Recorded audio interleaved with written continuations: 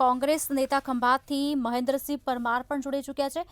મહેન્દ્રસિંહ, શું કહેવું છે? એક તરફ જ્યારે ખંભાતમાં તકલીફોનો સામનો પબ્લિક કરી રહી છે, મોતની ફેક્ટરી ધમધમી રહી છે, શું કહેવું છે આપનું? આપ જાણો છો કે ખંભાતની અંદર કેમિકલનો હબ થઈ ગયો હોય એ પ્રકારનું અત્યારે એકદમ સાથે કેમિકલની ફેક્ટરીઓ શરૂ થઈ ગઈ છે।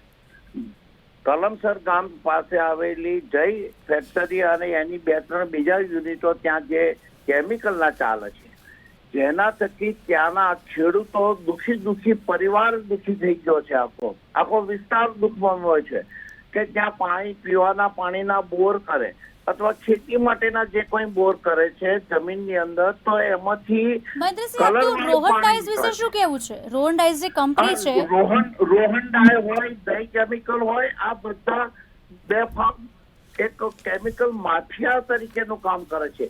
એમને વારંવાર રજૂઆત કરી, સરકારમાં ત્યાંના સરપંચે રોહન માટે કેમિકલ માટે પણ વાત કરી, જય માટે પણ વાત કરી, સરકાર પણ કરે છે, જિલ્લા કક્ષાનું જે પ્રદૂષણ બોર્ડ હોય ત્યાં કરે છે, કલેક્ટરશ્રીને રજૂઆત કરી, ગાંધીનગર સુધી રજૂઆત કરે છે, અહીંના મામલતદાર ખબરદાર કરે છે, તેમ છતાં એમનું પાણી, પેટનું પાણી આ ડ્રગ માફિયાઓનું હલતું નથી।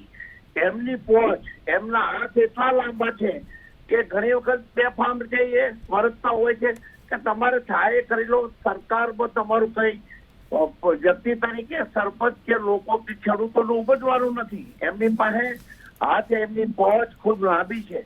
આપ જાણો છો કે સરકાર આ બાબતે જયારે પ્રદૂષણ બોર્ડ બનાવે પણ એ પણ કઈ એક્શન કરતું નથી। જેમ વાડ ચીભડા કરે, આપણે ખેતીવાડી માટે કોઈ વાડ કરી હોય અને વાડે જે એ મોલને ખાઈ જાય, એ પ્રકારની પરિસ્થિતિ વાડે ચીભડા કર્યા હોય એ પ્રકારની પરિસ્થિતિ આજે ખંભાત તાલુકાના। મહેન્દ્રસિંહ, આપના મત મુજબ જોવા જઈએ તો આજે કંપની છે રોહન ડાયઝ, એની સામે કયા પ્રકારની કાર્યવાહી થવી જોઈએ? આપને શું લાગી રહ્યું છે? આ તાત્કાલિક રીતે રોહન ડાયઝ એ ખૂબ જ બેફામ રીતે વર્તી રહ્યા છે અને આવી ફેક્ટરીઓ આ રોહન ડાયઝ માટે તાત્કાલિક એની પર નોટિસ કરવી અને માનવના આરોગ્ય સાથે ચેડા કરવાની જે કલમો લાગતી હોય એ લગાડી અને તાત્કાલિક જેલમાં સળિયા પાછળ ધકેલવા જોઈએ એવું મારું વ્યક્તિગત મંતવ્ય છે।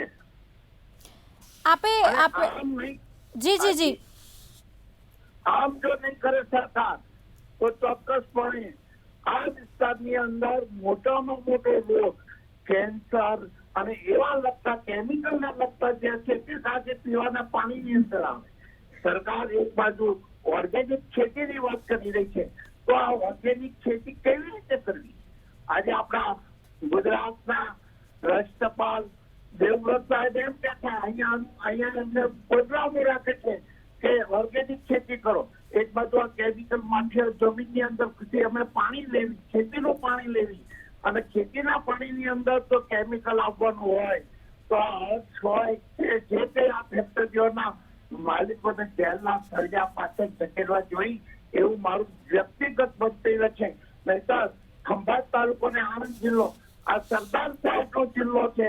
આ સરદારનગર જિલ્લામાં અમે આંદોલન કરશું અને જો નહીં થાય તો આવા ડ્રગ માફિયાઓને સરકારને વિનંતી છે કે અમને સીધા કરો। ખેડૂતોનું અહિત થઈ રહ્યું છે, આરોગ્ય સાથે માણસની સાથે ચેડા થઈ ગયા છે, ત્યારે અમને ચોક્કસપણે બેકાબુ બનેલા આ ડ્રગ માફિયાઓને એમને જેલ હવાલે કરો અને કડકમાં કડક સજા થતી હોય એ કરો એવી અપેક્ષા આપના માધ્યમ થકી રાખી આપ સરકારને એક સામાજિક કાર્યકર તરીકે હું આપ સૌને વિનંતી કરું છું કે આ અમારી જે વાત છે, અમારી જે કરુણા છે એ તમે સરકાર સુધી પહોંચાડો। જી, આભાર આપનો વાતચીત કરવા બદલ।